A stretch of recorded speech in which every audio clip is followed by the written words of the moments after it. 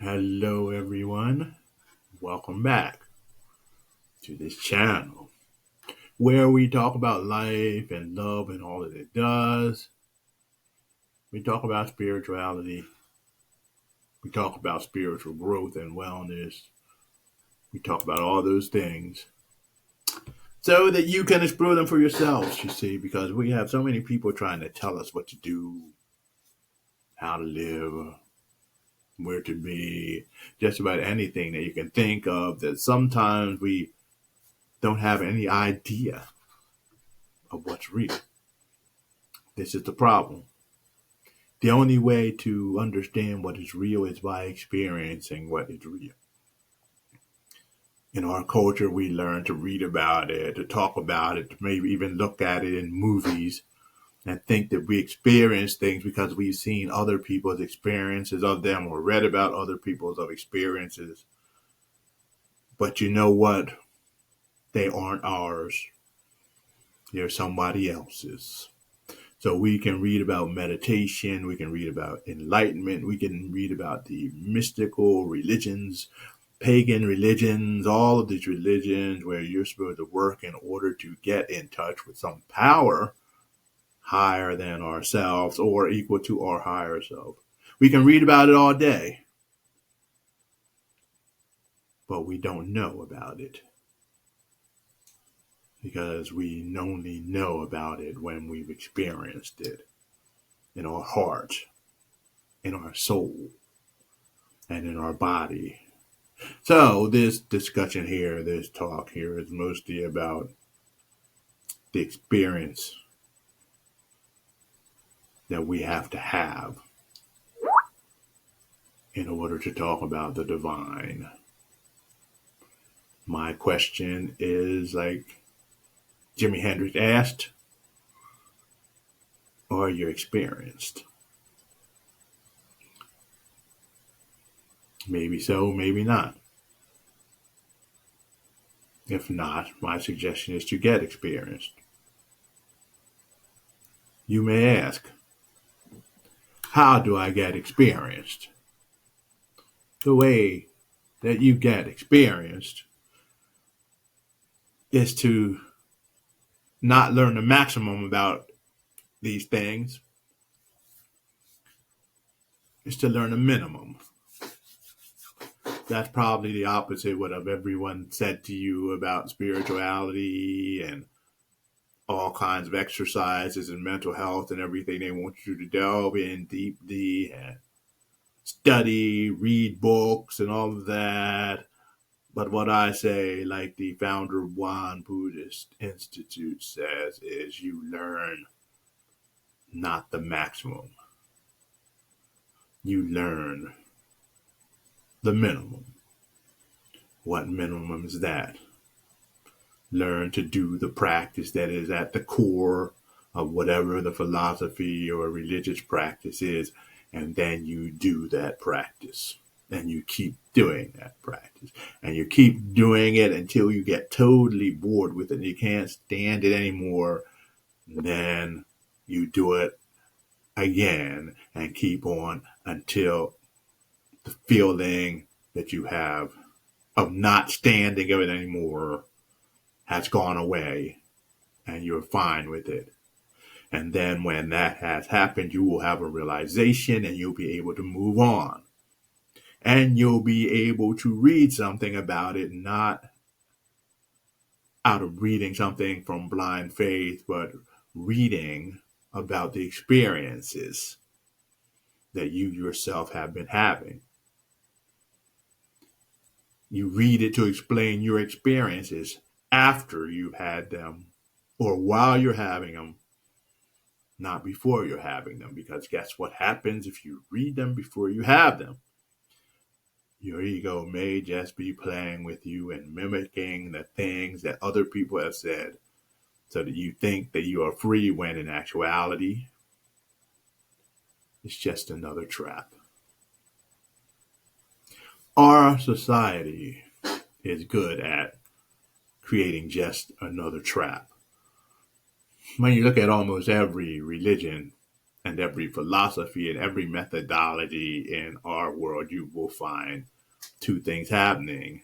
One is a group of people have experienced something, and they found it enlightening, found it so powerful they dedicated their life to it and they passed it on to other people. That's the first part.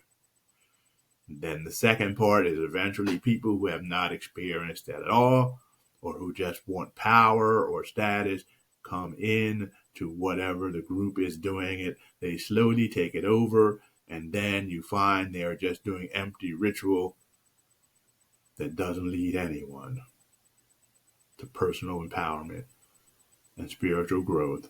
And in some cases, the institutions are actually deadening their spiritual growth, emphasizing people being followers instead of free agents, or becoming leaders by buying into their philosophy and pushing forward their philosophy the way you would do if you were selling Amway or some other type of multi-level management goods or services. So this group takes over and the institution becomes a business. A business that has to make money to maintain itself, and it uses whatever the practice it is that they are given or that they take from other people as the merchandise, the sale. You can't let the people come to the end when they don't need the merchandise, or you can't survive. And so they try to keep people in an adolescent or infant stage of development so that they can continue to support themselves. And those who buy into that infant mentality often become leaders who are good at mimicking the outcome of all this spiritual work, but who had never had a religious experience. I am reminded of a woman who came to the UU church I used to be part of. She was a devout Catholic all of her life, very mystical, reading the mystics and doing all kinds of things. And one day she said during confession, she realized that that priest that she was speaking with had never had a spiritual experience in his life. It's the same with many people who go out teaching now. Some teach from the religious traditions. Some go out and they teach yoga or Tai Chi or some other type of physical exercise, but also spiritual, because these exercises are designed to help one prepare one's body and mind to move to a higher level. But now if one goes out and gets the right credentials and they don't have the experience, but they look like they have the experience, they get all the right vocabulary, they do the right movements, put on the right clothing, have the right look, they are understood as being experts. By mixing and matching many other things and putting together their own things, they come across as these great experts. And many of them are experts, I guess, at leading other people, at teaching other people, and things like that. But many have not had the experience that I'm talking about. And it's not that they're these evil people, duplicitous people you see. The fact is that many of them think they had the experience because they did what I was warning against. They went out. They read about all this stuff. They thought that reading about it, seeing videos about it, and hearing about it provided them with the experience, when there is no shortcut to experience. And I'm not even saying that being enlightened, awake, or whatever takes a long time. No, it doesn't take a long time. But it does take a recognition that only comes by quieting one's mind and being in a space where you are with the one, no matter what the name, the divinity, the divine. When you make room and you are in that space with she or he or it, and you stay there, something happens. It is as if a mental mirror appears, and all of the things that have been pumped into you begin to appear. They can appear as images, as all of these verbal thoughts rising up, or even feelings that are positive or negative. But all these things are giving feedback. They're like a mirror of your soul that your mind, your wisdom mind, has an opportunity to look at, to examine, and to correct or change if you wanted to. Looking in this mirror allows you to change not only your external appearance, but what is inside that you don't normally see. And it's only when you can see yourself clearly, not the one in the mirror at first, but the one beyond the mirror, the one that is the creator of the mirror, the one that has created the image. And when you realize that what is looking in that mirror is your greater self, which is all awareness, love, divinity, that's the realization that I'm talking about.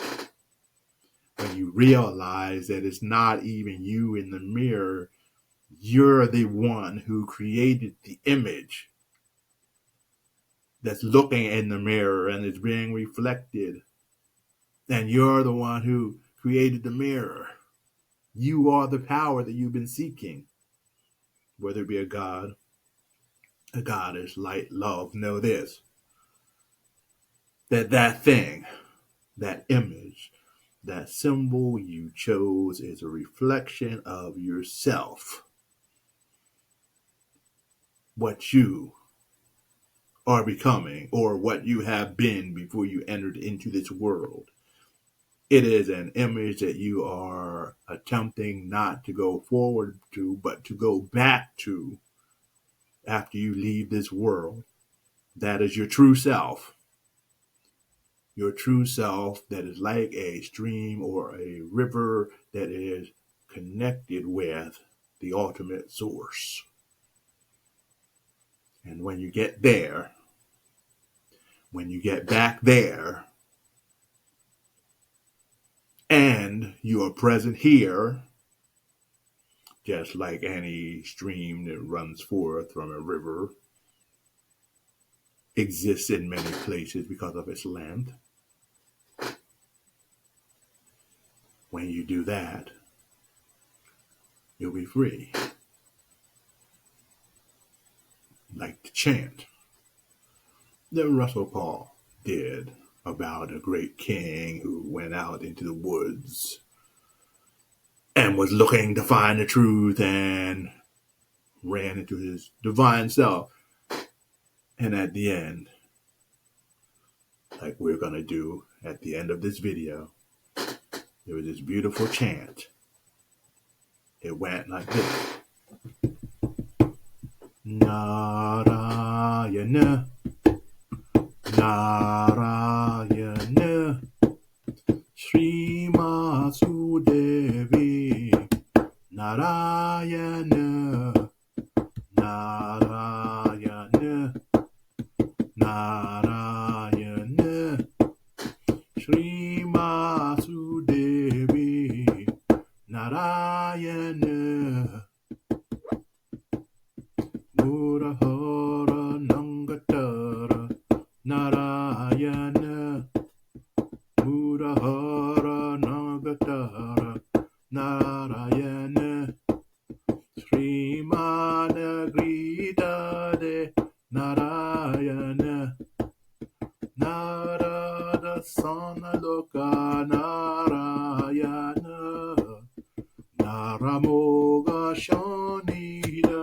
Narayana, Narayana Swami, Narayana, Narayana Swami, Narayana, Narayana, Narayana, Narayana Swami, Narayana, Narayana Swami, Narayana, Narayana, Narayana, Narayana Swami, Narayana, Mugahara Nangatara, Narayana, Srimanagridade, Narayana,